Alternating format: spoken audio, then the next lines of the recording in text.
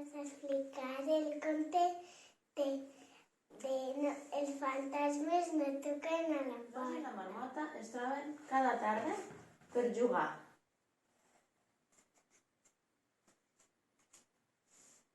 Mentre la marmota canta, l'os balla. Tots dos s'ho passen superbé i es passen tota la tarda rient.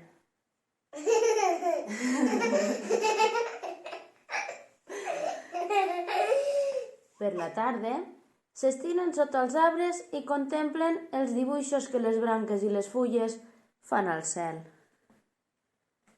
Una tarda freda com un glaçó, l'os va anunciar amb un somriure.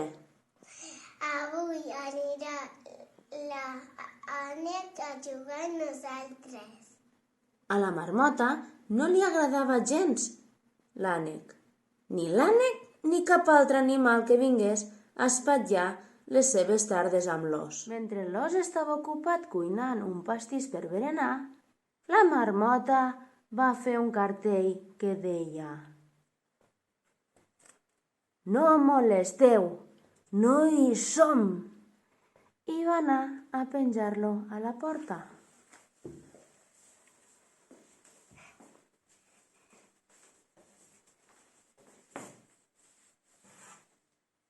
Passant i 3 salts de marmota que van trucar a la porta. L'os havia anat al rebost a buscar mores per fer un suc i la marmota va córrer a obrir. Era l'ànec, amb un somriure d'orella a orella, i la marmota li va dir: Que no saps llegir? Sí, però tinc una pregunta. Quina pregunta? Com ho podria molestar si no hi sou? Sí que hi som, però no del tot. Som fantasmes! I tot seguit va escriure amb lletres grans damunt del cartell: «Som fantasmes».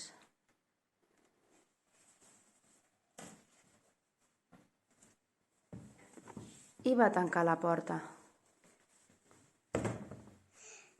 Ha vingut l'Ànec? No, era un berenó de vegadores. Fem una partida de darts? Vull veure l'Ànec. Es comença a preocupar. Si s'ha perdut, tinc gana. Tinc gana. I si es comencem a menjar el pastís? Igual li ha passat una cosa. Aniré a buscar-lo. Igual ja vaig jo. No és cas que te cospiques el nas.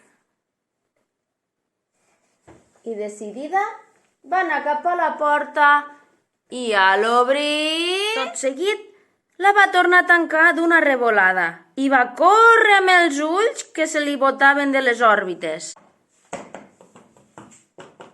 Què et passa, marmota?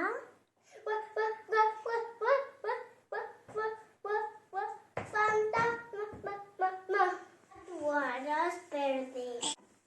Primer un de vegadores i ara un fantasma. Vaig a veure jo qui és.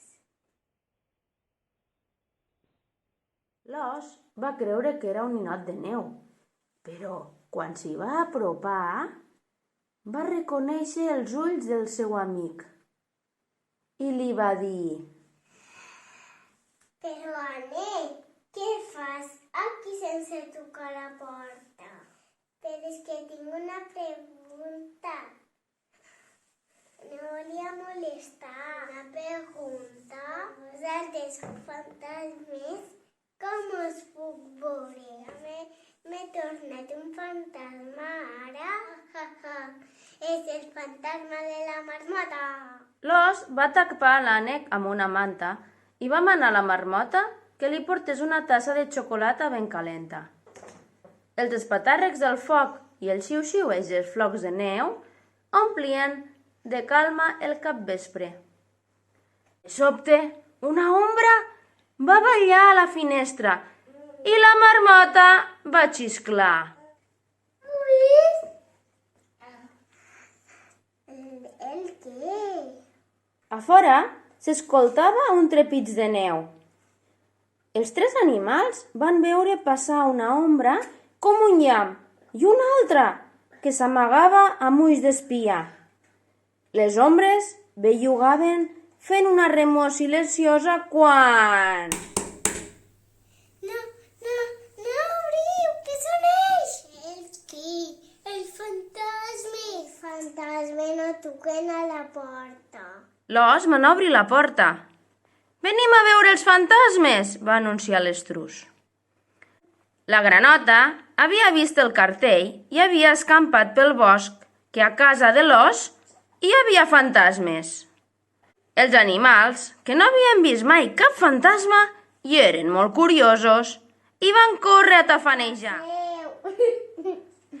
L'os els va fer passar i els va dir que la marmota els serviria un bon berenar i els explicaria la història dels fantasmes. I així va ser com la casa de l'os es va omplir d'una bona colla d'animals disposats a escoltar una història increïble de fantasmes. L'os, la marmota i l'ànec es troben cada tarda. Juguen als dards, a trobar tresors amagats. L'os balla, la marmota canta i l'ànec pregunta com si fossin estrelles. Tots tres s'ho passen superbé. Cap vespre s'estiren sota els arbres i contemplen els dibuixos que les branques i les fulles fan al cel. Aquí un gat i aquí un got, este conte s'ha acabat.